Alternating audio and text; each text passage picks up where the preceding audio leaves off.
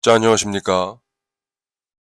한국외국어대학교 스페인어과의 최명호입니다. 이렇게 또 다시 유튜브로 이렇게 인사를 드리게 됐습니다.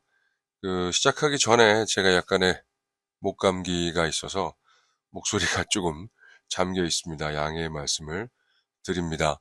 뭐 다들 기억 못 하실 수도 있겠습니다만 저는 이미 세미오시스 이 유튜브 채널에 몇 개의 동영상 강의를 업로드한 적이 있습니다. 그 전에 했던 게 총균세 비판적으로 보는 어, 그 내용을 업로드한 적이 있습니다. 많은 분들이 봐주셨더라고요. 오늘은 그 여러분이 보신 것처럼 이번에도 그림이고요. 또 굉장히 유명한 그림이고 굉장히 많이 알려진 그림이고 여러분이 어떻게 좋아하실지 어떨지 모르겠는데 일단 맛배기 정도만 좀 한다고 생각하시면 될 것 같습니다. 그 유명한 스페인의 공정화가인 디에고 벨라스케스의 라스 메니나스라는 프라도 미술관에서 볼 수 있는 그 명작이죠. 굉장히 많이 알려졌고 뭐 온라인에도 굉장히 많은 정보가 존재하고 있고 그리고 또 뭐 아시는 분은 다 아시겠습니다만 미셸 푸코가 말가사물이라는 책의 서문에서 이 그림에 대해서 언급을 좀 하기도 합니다. 그래서 좀 더 유명해진 그림이기도 합니다. 자, 일단 먼저 아시는 분들도 많이 있을 것 같은데요. 그림을 먼저 좀 보겠습니다. 여러분들이 보고 계신 그림이 바로 그 유명한 벨라스케스의 라스 메니나스라는 그림입니다. 워낙에 유명한 그림이고 이거 몇 번 말씀드리는 것 같은데 그림의 구도는 사실 이게 그림 자체가 스캔이 잘 되는 게 아니어서 버전별로 조금 화질도 다르고 그리고 보이는 것도 많이 다른데 실제로 가서 보면 좀 느낌이 좀 다릅니다. 그리고 아시는 분들이 많이 없는 것 같은데 이 그림은 사실은 약간 구도가 변했습니다. 왜 변했냐면 화재로 인해서 왼편과 오른편이 좀 잘렸습니다. 화재로 인해서 소실된 부분이 있습니다. 그래서 그림의 중심이 조금 더 왼편으로 가 있다는 거. 그러니까 여러분들이 보시기에 뒤에 열려 있는 그 문과 그 다음에 공주가 중심이 되어 있는 것처럼 보입니다만 원래 그림은 약간 뒤에 있는 그 거울 쪽에 더 중심이 맞춰져 있었다고 합니다. 자, 그림은 왼편으로 화가가 보이고 그리고 공주로 보이는 소녀가 있고 그 다음에 어, 강아지가 또 강아지가 아니죠. 저 정도면 개죠. 개가 이렇게 있고 개의 발을 올리고 있는 소년이 있고 아 저기 난쟁이라는 표현이 요새 좀 문제가 있는지 모르겠는데 아무튼 광대로 보이는 캐릭터가 있고 그리고 뒤편에 두 사람이 이렇게 이야기를 나누는 것처럼 보입니다. 그리고 어, 공간의 제일 뒤편에 한 사람이 문을 열고 쳐다보고 있고 그리고 그 옆편에 희미하게 거울이 이렇게 놓여져 있습니다. 자, 그러면 요 인물들이 과연 누구인가?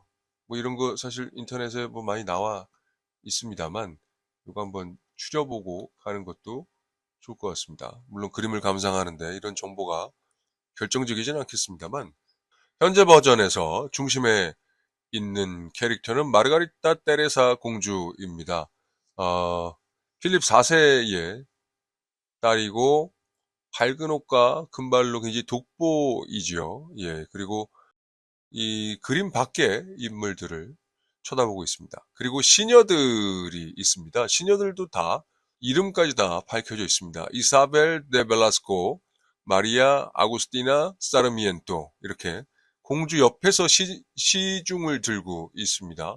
그러니까 이 그림의 제목이 시녀들인데 그 이야기 좀 이따 계속 해보도록 하겠습니다. 그 다음에 궁정광대 마리바르 볼라와 니콜라시토 베르투사토 이렇게 되어 있는데 아마 독일인이라고 하고요. 그 다음에 어릿광대로 보이는 그 키가 작은 난쟁이란 표현이 이게 문제가 되는지 안 되는지 모르겠는데 아무튼 그 사람은 독일인이고 그 다음에 그 옆에 개에 이렇게 개를 툭툭 건드리고 있는 친구는 이태리 사람이라고 합니다. 물론 그때의 국적이라는 게 지금 상황하고 좀 다르기 때문에 그때는 무슨 왕가의 합스부르크나 부르봉 왕가에 속해 있는 지역이 있고 또 그 안에 공작들이 다스리는 공국 뭐 이런 것도 있고 다양한 지역으로 나눠져 있었고 상당한 봉건제였기 때문에 지금의 국적과는 좀 차이가 있을 수 있습니다. 그리고 오른편 아래로 우리가 볼 때 오른편 아래로 예 마스티프 종이라고 하는데 꽤 사이즈가 있는 대형견이죠. 우리나라에서는 특히 아파트 쪽에서는 키우기 어려운 하지만 굉장히 잘생긴 강아지가 아니라 개가 오른쪽 아래에 있고, 왼쪽으로 보이는 게 이제 디에고 벨라스케스 화가 본인입니다. 그림을 그리고 있는 듯 보입니다. 그리고 거울 속에 보이는 사람은 아까 말씀드렸던 마르가리타 테레사 공주의 부모죠. 필립 4세와 마리아나 왕비가, 그러니까 마르가리타 테레사 공주의 부모고 당시에 왕과 왕비이긴 한데요. 근데 그림에서는 희미하게 보이고 있습니다. 특정하기 어려운 인물이기도 합니다. 그리고 문 앞에 있는 그 인물이 누구냐면 호세니에토 벨라스케스라는 인물입니다. 계단 위에 있고 이렇게 문을 여는데 사실 이것은 그 명암과 원근법에 상당한 효과를 주는 뒤쪽에서 들어오는 빛과 그리고 잘 보이시는지 모르겠는데 옆에서 창문에서 들어오는 빛들이 이렇게 만나면서 상당한 공간감을 만들어내고 있습니다. 그리고 공주와 시녀들 뒤에 있는 인물들이 마르셀라 데 우요와와 수에헌이라고 보통 표현하는데 그냥 보기에는 수녀처럼 보이기도 하는데 이게 공주의 저기 뭐 보모면서 가정교사 겸 했던 인물입니다. 그러니까 쉽게 얘기하면 넓게 보면 공주의 시녀들의 이런 표현 좀 그래도 대빵 우리나라 사극톤으로 하면 뭐 상궁 정도 된다고 할 수 있을 것 같습니다. 그리고 이 장소는 알카사르 궁전의 한 공간이라고 합니다. 자, 이렇게 그림을 좀 설명을 드렸습니다. 그리고 아까 말씀드린 것처럼 이 그림에 대해서는 미셸 푸코가 워낙에 설명을 잘 해놨기 때문에 미셸 푸코가 했던 말가사물에서 했던 그 이야기를 한번 돌아보도록 하겠습니다. 미셸 푸코는 이 작품을 단순한 뭐 궁정 초상화로 보지 않고 시선과 표상의 복잡한 상호 과정을 통한 고전주의적 인식 체계의 전복 혹은 한계를 드러내는 작품으로 봤던 것 같습니다. 그러니까 화가가 캔버스 밖을 보고 있어요. 관람자를 향하고 있습니다. 그러니까 관람자는 그림을 보는 사람이고 쳐다보는 하나의 주체, 감상의 주체인데 이 시선을 통해서 그림의 대상으로 위상의 전복이 일어난다라는 거죠. 그 다음에 거울의 반사, 안쪽에 있는 거울에 필립 4세와 마리아나 왕비의 모습이 보입니다만 희미합니다. 그래서 이것은 특정할 수 없는 혹은 관람자의 모습을 보여주는 것 같기도 하고, 그 다음에 그 거울이라는 것이 비춰진 것에 비춰진 것, 그림이라는 것도 대상을 반영한 것, 하지만 대상 안으로 들어가서 그림 안에서 그려지고 있는 그림의 대상이 된다는 것, 뭐 이런 유의 유희가 일어나고 있다고 보고 있는 것 같습니다. 그리고 미셸 푸코는 이 그림을 표상의 표상이라고 표현하는데 아까 말씀드린 재현구조의 반복, 그림 안에서 그려지는 그림, 그 안에 주체인가 대상인가 뭐 이런 어떤 후회고 유희가 일어난다고 보고 있는 것 같습니다. 그리고 결과적으로 이런 유희가 가능한 게 주체의 부재로 보는 것 같습니다. 왕과 왕비 그리고 관람자 모두는 그림 속에서 명확하게 드러나지 않고 있습니다. 그림 안에 드러나는 것은 지금 그림 그리고 있는 사람들을 구경하는 등장인물들입니다. 그래서 주체와 객체의 위치가 막 바뀐다 뭐 이런 식으로 표현하는 것 같습니다. 그러면 이 그림 안에서 관람자를 보지 않고 있는 캐릭터가 있습니다. 그 누구냐?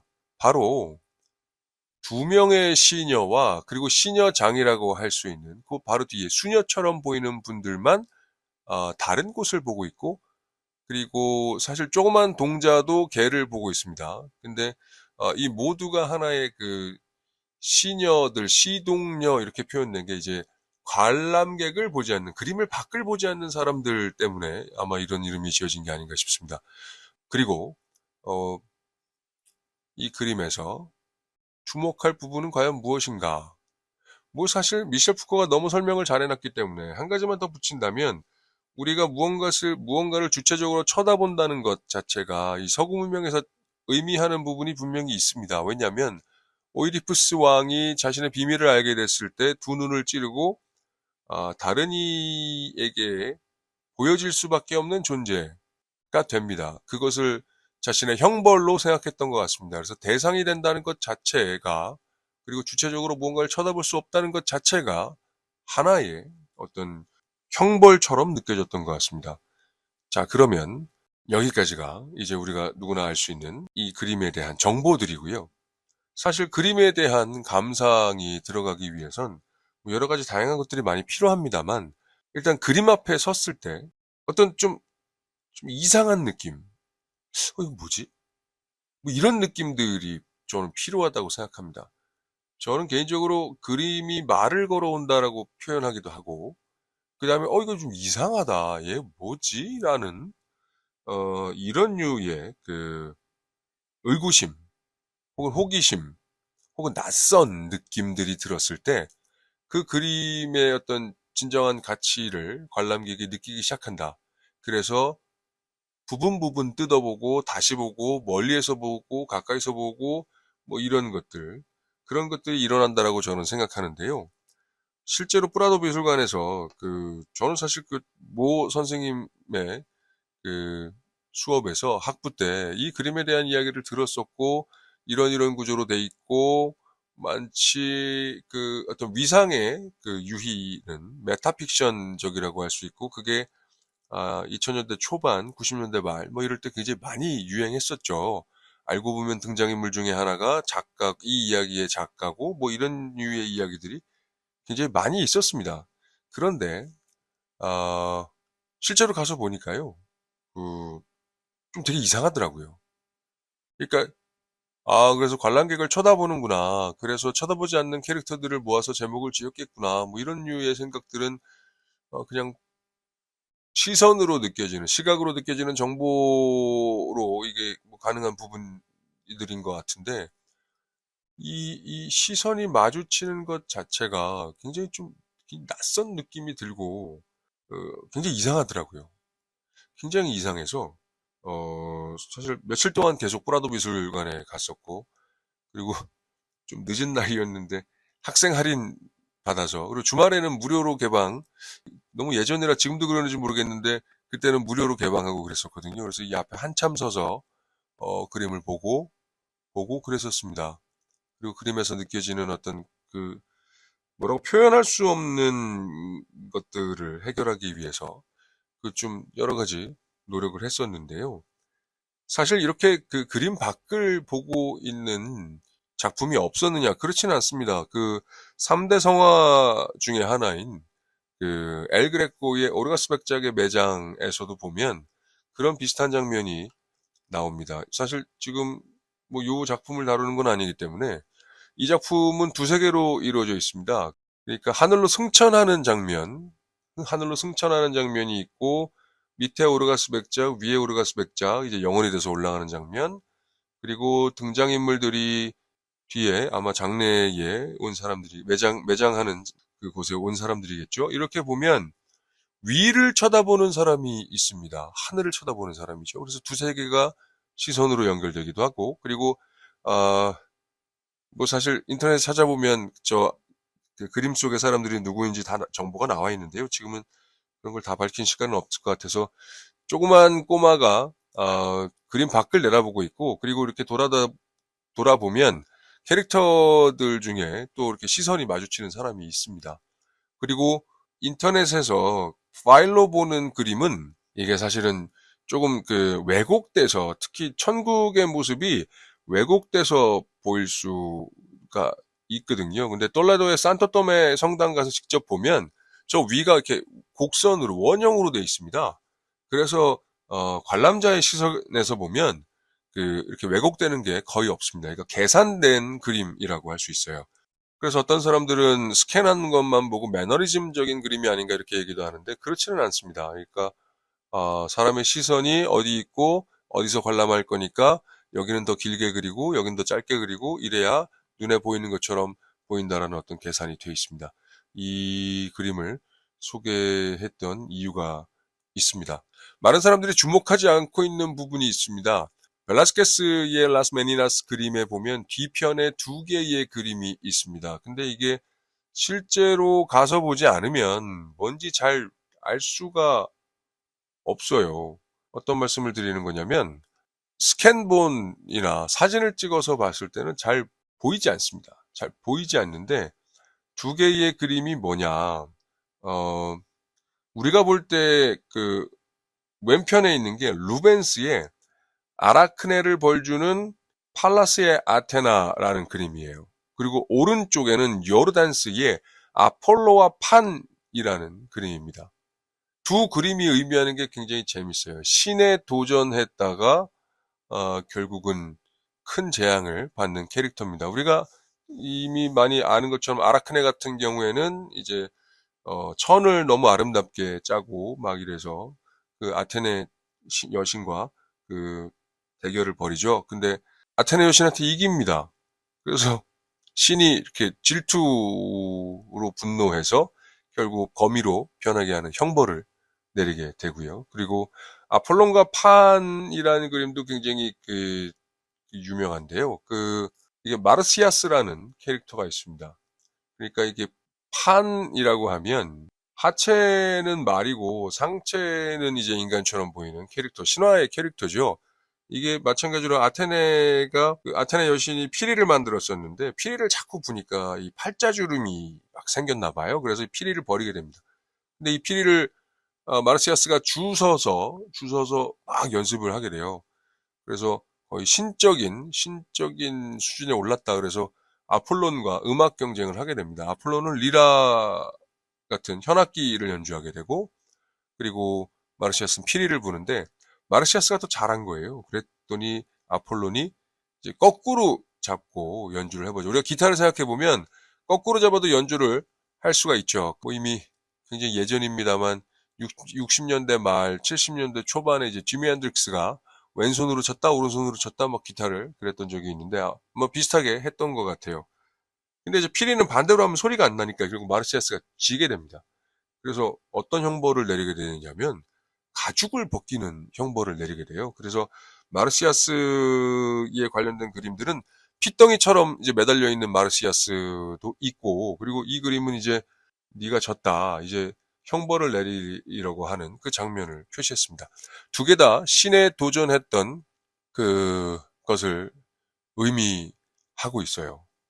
그리고 요게 굉장히 재밌게도 시녀들보다 한 80년 전에 이탈리아의 매너리즘 화가로 알려진 파올로 베로네세라는 화가가 16세기 후반에 베네치아의 두칼레궁 천정에 아라크네 혹은 변증법이라는 그림을 그린 적이 있습니다. 여러분 지금 보시고 계신데, 그때는 이제 이게 뭐냐면 기하의 상징으로 아라크네를 삼고 있었던 거예요. 그리고 더 재밌는 거는 아폴로와 판, 마르시아스에 관련된 겁니다.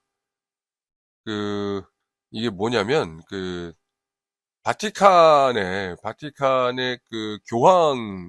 교황의 집무실 천정에 여러분이 보시는 그림이 그려져 있어요. 지금 매달려 있는 게 이제 마르시아스고, 월계관을 쓰고 있는 게 이제 아폴론입니다. 사실 이교도의 신이 이 교황청에 그려져 있는 것도 굉장히 재밌고, 그리고 그리스 로마의 형벌, 저주를 받는 인물이 또 기하학의 상징으로 보이는 것도 그렇고, 그리고 마르시아스가 뭐냐면, 여기서 우리가 참고할 수 있는 텍스트가 중세의 대작이라고 할 수 있는 단테의 신곡입니다.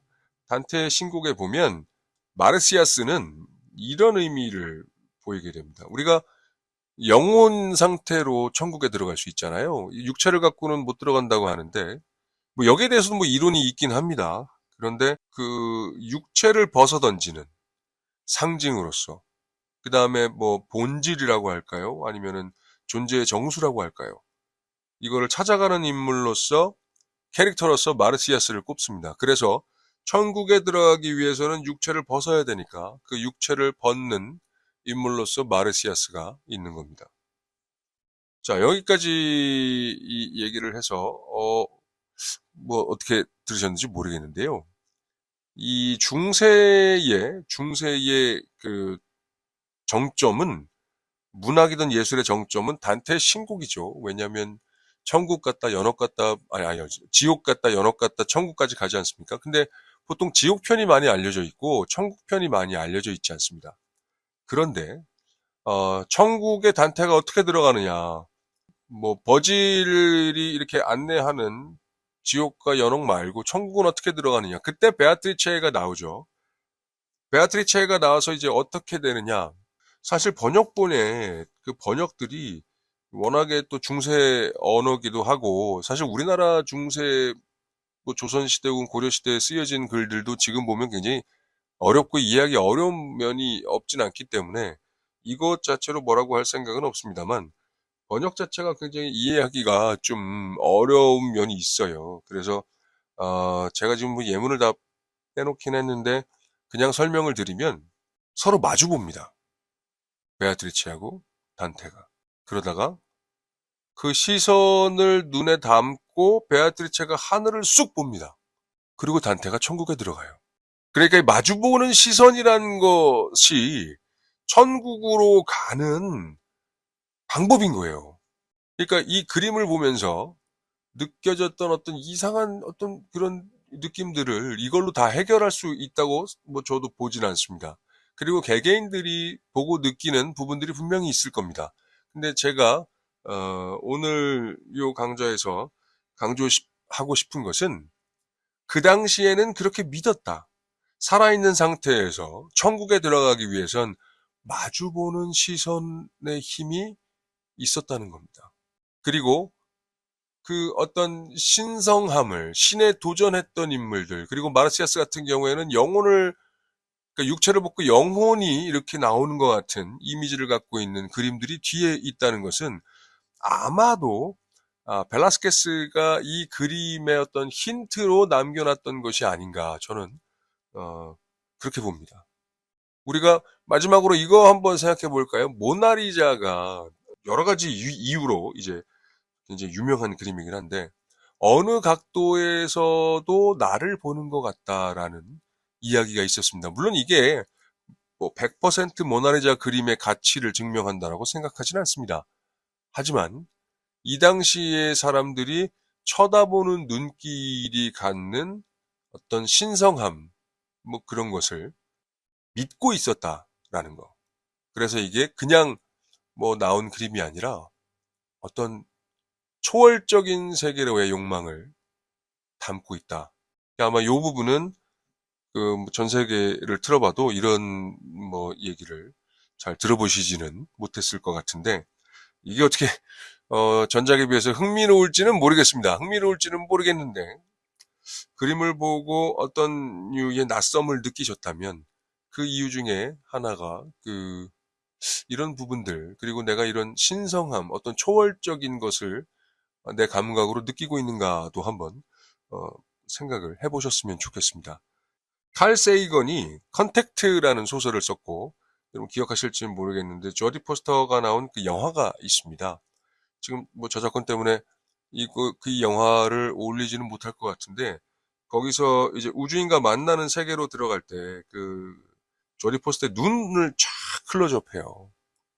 그리고 그 눈이 이 안드로메다 같은 안드로메다 같은 성운이 보이다가, 그러다가 갑자기 자기 모습으로 바뀌다가 새로운 세계로 휙 들어갑니다.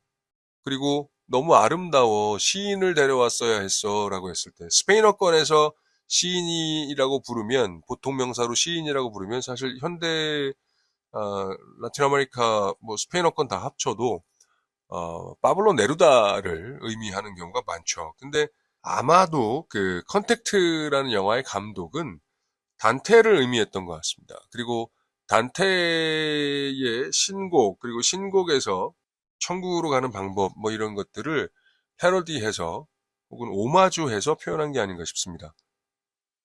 그래서 이 설명을 듣고 나면 벨라스케스의 이 그림이 조금 다르게 보일지 모르겠습니다.